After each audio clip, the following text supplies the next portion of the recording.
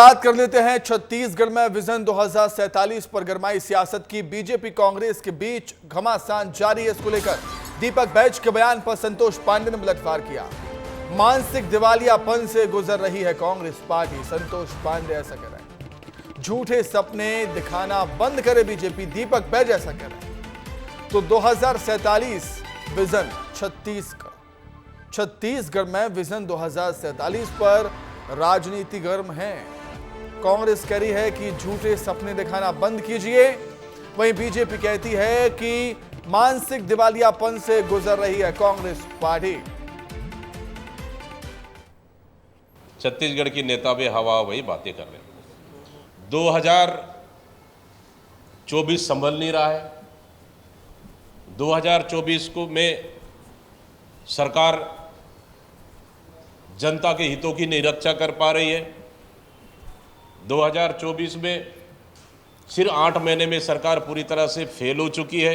कांग्रेस सरकार के समय से बजट 18 गुना ज़्यादा है और चाहे गति में हो, एक्सप्रेस में हो, अनेक ट्रेनों की जिस प्रकार से वृद्धि हुई है और तीसरी ट्रैक चौथी ट्रैक की ओर हम बढ़ रहे हैं। तीसरा ट्रैक तो लगभग बन गया है। तो ये कांग्रेस के समय में कुछ भी नहीं था।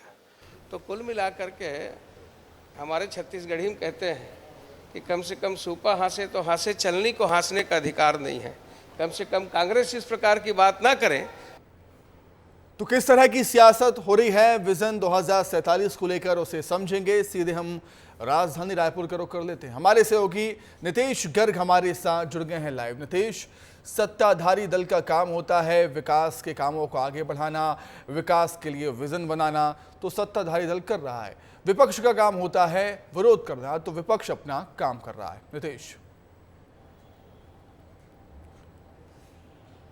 बिल्कुल सुमित, देखिए लोकसभा चुनाव से पहले ही भारतीय जनता पार्टी ने विजन 2047 का एजेंडा सेट कर लिया था और फिर लगातार उसी की दिशा में काम करती हुई बढ़ रही थी।